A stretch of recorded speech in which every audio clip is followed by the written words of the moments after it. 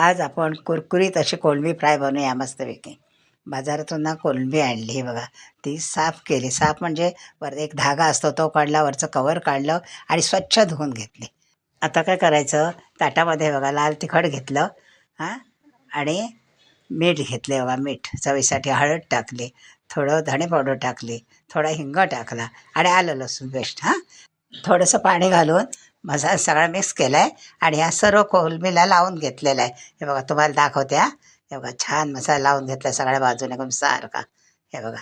आणि आता काय करायचं, एक ताट घेते डिश, त्याच्यात 2 चमचे रवा टाकते आणि थोडंसं मीठ टाकते चवीपुरतं आणि किंचित मसाला टाकते.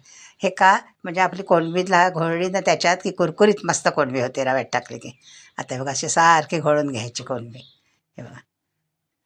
आणि इकडे आता तवा ठेवलेला आहे, तेल तापले. हे बघा ही सारखी अशी कोळंबी लावून घ्यायची. आता बाजूने तेल सोडायचं, थोडंसं सोडायचं आणि झाकण ठेवायचं. 5 ते 7 मिनटं आपण झाकण ठेवायचं. म्हणजे का झाकण ठेवायचं, कोळंबी जाड आहे ना ती, म्हणजे आतून चांगली शिजेल. आता झाली 5 ते 7 मिनटं, आपण झाकण काढूया आणि सगळी कोळंबी पलटी मारूया. हे बघा सारखी एक बाजू पलटी करून झालेली आहे. आता दुसरी बाजू पण 5 ते 7 मिनटं फ्राय करून घेऊया. दोन्ही बाजूने कुरकुरीत अशी कोळंबी फ्राय झालेली आहे. तुम्ही नक्की करून बघा आणि माझ्या रेसिपी आवडत असतील तर फॉलो करा बरं का.